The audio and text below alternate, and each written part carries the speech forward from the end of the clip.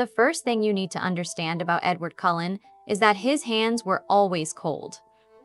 I used to think that was romantic. The way his fingers would trace my jaw, the way his palm would rest against my cheek like a whisper of winter. I used to press my face into that coldness and think, this is what love feels like. I was wrong. What love feels like is nothing compared to what his fingers feel like when they close around your throat. It happened on a Thursday. I remember because I had a chemistry midterm the next morning that I hadn't studied for, and I'd been trying to convince him to let me go home. He didn't want me to go home. He never wanted me to go home. But this time, when I said I need to study, Edward, something behind his golden eyes went dark. Not the pretty, honeyed gold I'd fallen for in a lecture hall 3 months ago.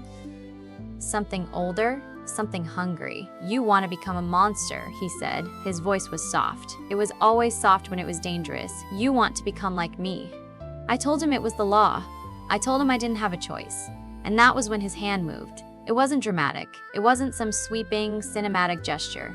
His fingers simply curled around my windpipe the way you'd pick up a glass of water. Casual, easy, as if he'd done it 100 times before. As if my throat belonged to him the same way my time belonged to him, my future belonged to him, my death belonged to him. The pressure built slowly. That was the worst part. He let me feel it coming. Let me feel the cartilage compress. Let me feel the air thinning to a thread, then to nothing. My hands flew up to his wrist. I clawed. I pulled. It was like trying to pry open a steel trap with wet paper. "Because I would love you, Bella," he whispered, and his face was so close I could count his eyelashes. "I would love you if you killed 10 or 10,000.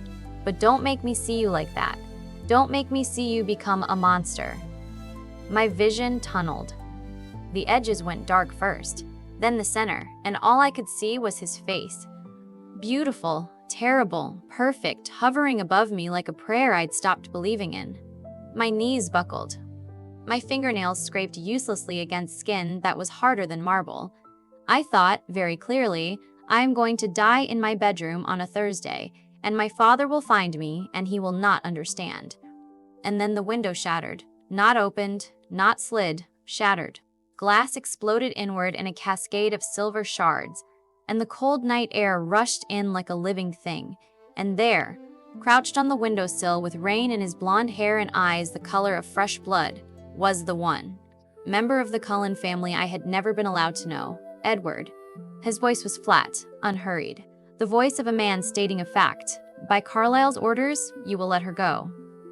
Edward's head snapped toward the window. For one moment, one single, frozen moment, he looked like he might lunge. His lips peeled back from his teeth, and a sound came out of him that I had never heard a human make. A snarl, a true animal snarl. But the man on the windowsill didn't flinch. He simply stood there, water dripping from his jaw. Those red eyes locked on Edward with the patience of something that had been waiting a very long time for this exact moment. "You serve Carlyle," Edward hissed, "but you also serve me, and I am ordering you to leave." "Isabella Swan is under Carlyle's protection," the man said, and his voice didn't change, didn't rise, didn't waver. "And therefore, mine. You have hurt her, Edward. You threaten her safety." Edward dropped me.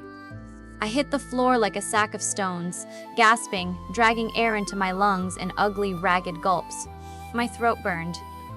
My hands were shaking so badly I couldn't press them flat against the carpet. Somewhere above me, Edward was pacing, snarling, throwing himself at the walls.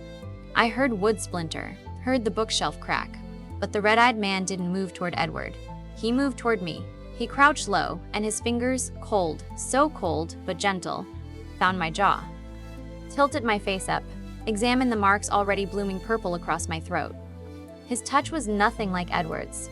Where Edward's hands owned, these hands assessed. Where Edward's hands took, these hands measured.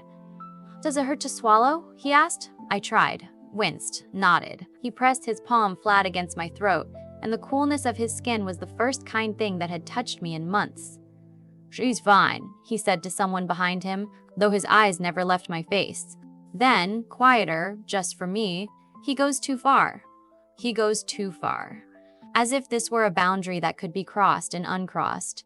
As if tomorrow Edward wouldn't bring flowers and apologies and that devastating smile, and I wouldn't forgive him, because forgiving him was easier than admitting what he was. I looked up at the man crouching over me, really looked. For the first time, without the blur of distance, without the curtain of his absence, he was older than Edward. I could see it in the set of his jaw, the stillness in his posture.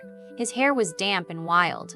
His eyes were red, not the gold of the Cullens, not the pretty, domesticated gold of a family that played house in a 4S-88 red.